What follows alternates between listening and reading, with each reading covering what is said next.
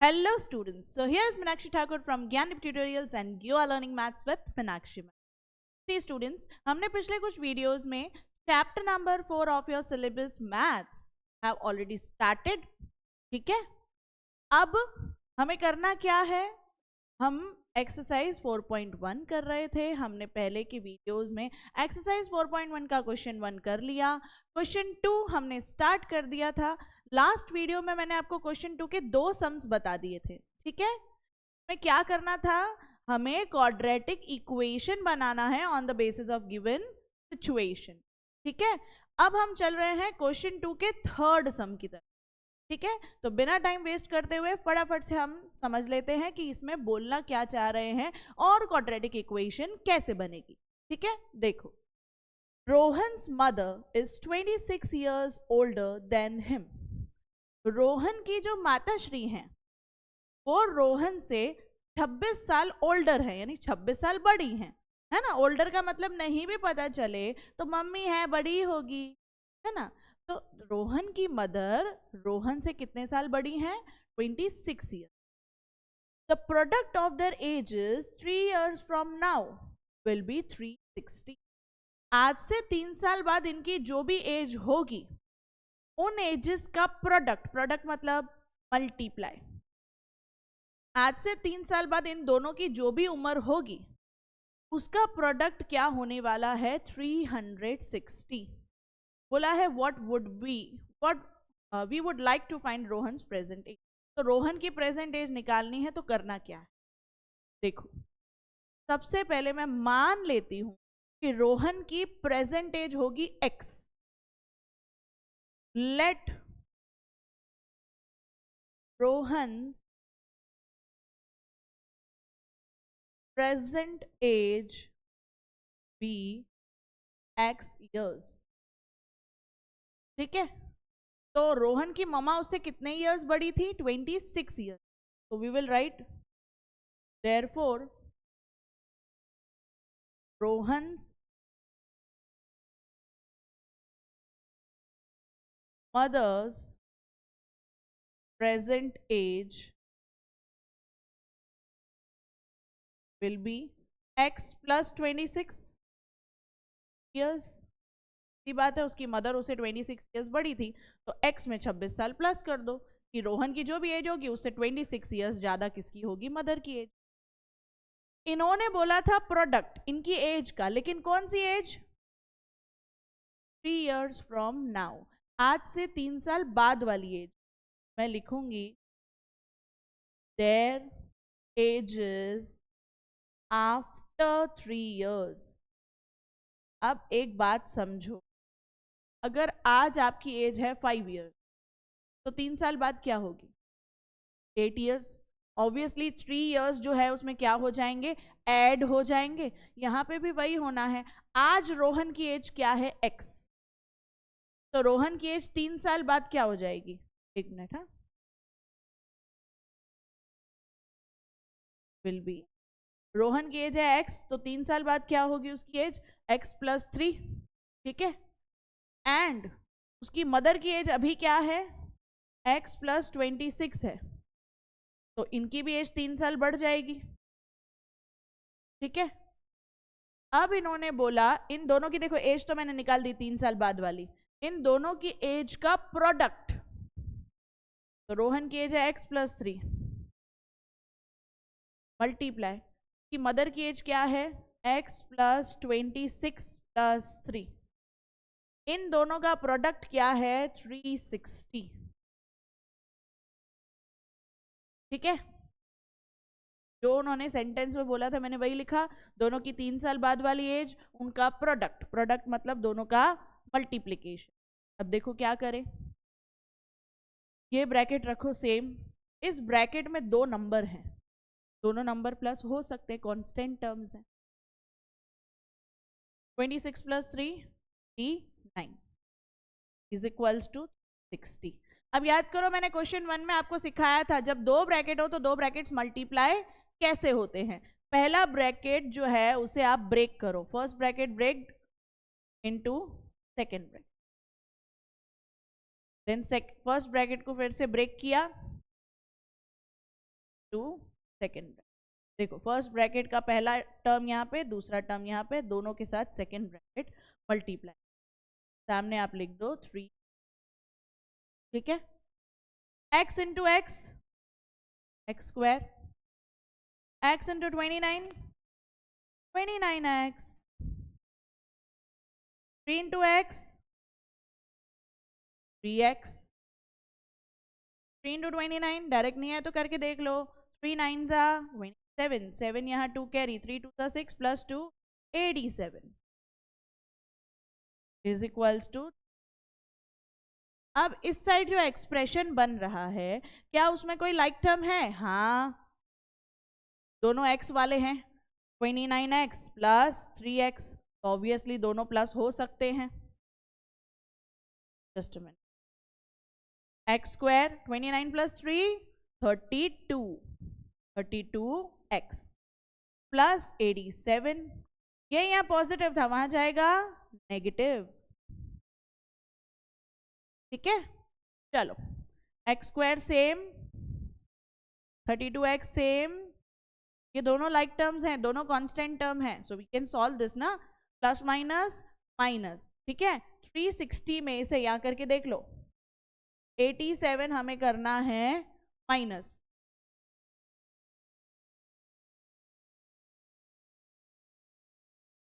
Five में से 8 नहीं जा सकता, अगेन बोरो करो, 15 में से 8 गया 7 2 273, साइन माइनस की because 360 is a bigger term और उसके आगे क्या है माइनस, ठीक है। देखो ये बन गई आपकी क्वाड्रेटिक इक्वेशन। सॉल्व नहीं करने बैठना, उन्होंने क्या बोला था, क्वाड्रेटिक इक्वेशन के फॉर्म में लिखो, लिख दिया ना बस। फिर अगर सॉल्व करने आया तो मैंने बोला था नेक्स्ट एक्सरसाइज में विल लर्न कि कैसे सॉल्व करना, ठीक है। चलो चलते हैं नेक्स्ट सम पे, क्वेश्चन नंबर 2 का ही फोर्थ सम। अब ये सुंदर सम है और जीएसईबी बोर्ड हो चाहे सीबीएसई बोर्ड हो, दोनों का ही फेवरेट सम भी है। कहने का मतलब बहुत बार ये सम एग्जाम में पूछा गया है, ठीक है। देखो पढ़ते हैं क्या बोला है। A train travels a distance of 480 kilometre at a uniform। एक ट्रेन है, कितना डिस्टेंस जो है कवर करना है, 480 किलोमीटर डिस्टेंस कवर करना है एक यूनिफॉर्म स्पीड पे, ठीक है।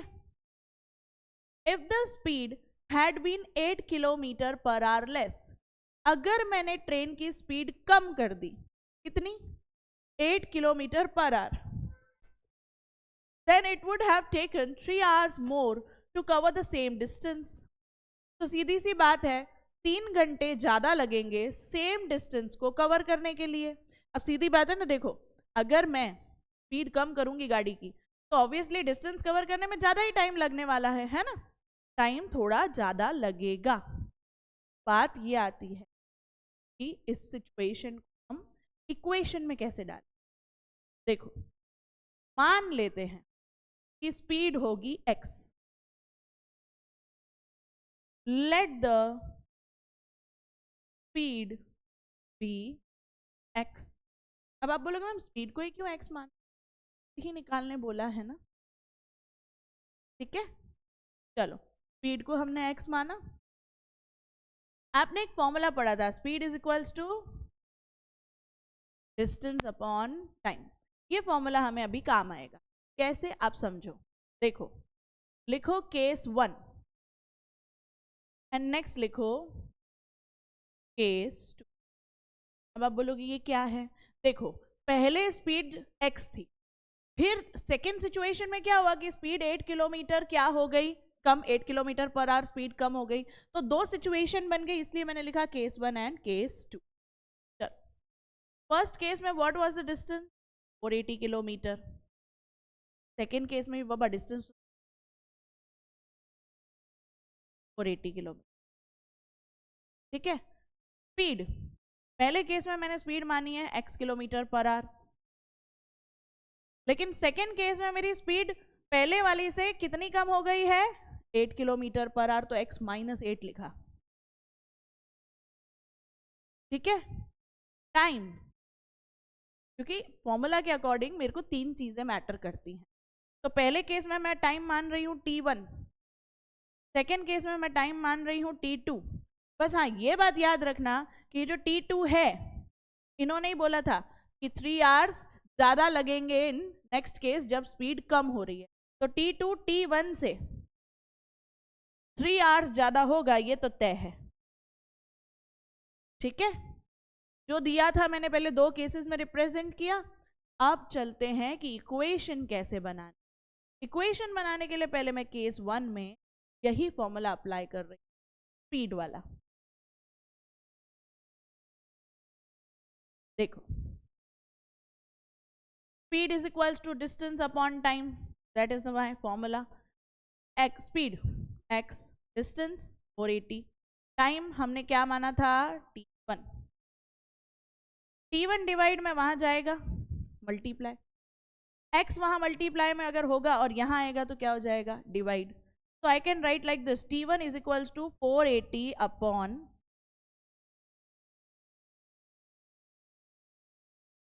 480 अपॉन, ठीक है, this is my situation 1's result. T1 is equals to 480 upon, आओ सेकेंड सिचुएशन, फिर से formula, speed is equals to distance upon time. Speed क्या मानी थी x माइनस 8, डिस्टेंस 480, टाइम हाल फिलहाल के लिए T2 लिख रही हूँ, ये T1 प्लस 3 वाला लॉजिक बाद में काम आएगा। ये डिवाइड में वहां जाएगा, x माइनस 8 मल्टीप्लाई से वहां आएगा तो divide. So I can write like this, T2 is equals to 480 by x minus 8. This is result of second situation. ठीक है, अब दोनों सिचुएशन को जो कनेक्ट करने वाली मेरी मेन चीज ये थी, क्या था कि जो सेकेंड केस में टाइम लगा है वो फर्स्ट केस के टाइम से 3 आवर्स ज्यादा है। T2 मैंने अभी फाइंड किया 480 बाय x माइनस, T1 मैंने फर्स्ट सिचुएशन में फाइंड किया था 480 बाय x प्लस 3, सेम। अब देखो के पास नीचे x है, 3 के पास x है नहीं ना, तो ये वैसे भी उससे सॉल्व तो होना नहीं है, उधर ले लो, यहाँ कोई साइन नहीं, मतलब पॉजिटिव फ्रैक्शन है, वहां जाएगा तो negative. 480 by x minus 8 minus 480 by x, 3 वही रहने दो, पॉजिटिव ही था। अब देखो 2 फ्रैक्शन बन रहे हैं, 2 फ्रैक्शंस बन रहे हैं, तो डिनोमिनेटर का क्या करूं, एलसीएम लेना चाहिए। आप बोलोगे मैम कैसे अटपटा से डिनोमिनेटर है, मतलब नॉर्मल नंबर होते कि 2 और 3 का एलसीएम लो हम 6 निकाल लेते, 5 और 2 का एलसीएम लो हम 10 निकाल लेते, बट यहाँ तो x माइनस 8 और x का एलसीएम, प्रॉब्लम कैन फाइंड। जब ऐसा अटपटा हो ना तो आप x माइनस 8 x दोनों को ही ले लो एक साथ, this is only the LCM. ठीक है, आपने चैप्टर 1 में एलसीएम निकालना सीखा है ना, तो जब कुछ कॉमन नहीं हो तो क्या करते हैं, जो फैक्टर्स है उनको उठा के साथ में लिख दो मल्टीप्लाई में, वही हुआ एलसीएम, मैंने भी वही किया। ठीक है, चलो इसके पास x माइनस 8 है, एज पर एलसीएम क्या नहीं है, x नहीं है डिनोमिनेटर, तो डिनोमिनेटर में इंटू एक्स करना पड़ेगा, बोला ऊपर भी करो, 480 इंटू एक्स 480x। इसके पास डिनोमिनेटर में x तो है but as per LCM x minus 8 नहीं है, तो नीचे मल्टीप्लाई करूंगी तो ऊपर भी x माइनस 8 तो मल्टीप्लाई करना पड़ेगा, है ना।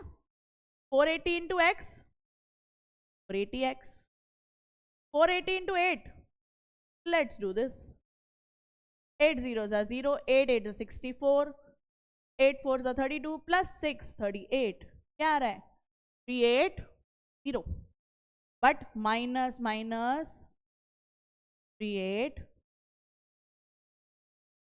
सामने 3 विल रिमेन सेम। अब ध्यान दो न्यूमरेटर में 480x एक पॉजिटिव का है एक नेगेटिव का है, same number sign opposite cut, तो बचा क्या 3840, और डिनोमिनेटर में जो भी है तो डिवाइड में, वहां जाएगा तो मल्टीप्लाई, तो 3 के साथ x और x माइनस 8 आ गए multiply. 3840 will again remain same. 3 into x, 3x. 3x into x, 3x where? 3x into 8, 24x. ठीक है, अब ये यहाँ पॉजिटिव है, वहां जाएगा तो नेगेटिव, तो 3x स्क्वायर माइनस 24x, ये वहां जाके नेगेटिव का 3840. फाइनली बन गई मेरी क्वाड्रेटिक इक्वेशन. देखो थोड़ा सा लेंदी था, I know, but obviously situation ऐसी दी है इसीलिए थोड़ा सा लेंदी है. आप उसे 1 से 2 बार करोगे ना, आपके दिमाग में सेट हो जाएगा. ठीक है, तो अब हमने यहाँ पे हमारी एक्सरसाइज 4.1 कर ली. ठीक है, आई होप आपको पूरी एक्सरसाइज क्लियर है. नेक्स्ट वीडियो में हम 4.2 एक्सरसाइज पे चलेंगे, जिसमें ऐसी सुंदर सुंदर इक्वेशंस जो बनती हैं उसे कैसे सॉल्व करना है, that we will understand. Okay, thank you.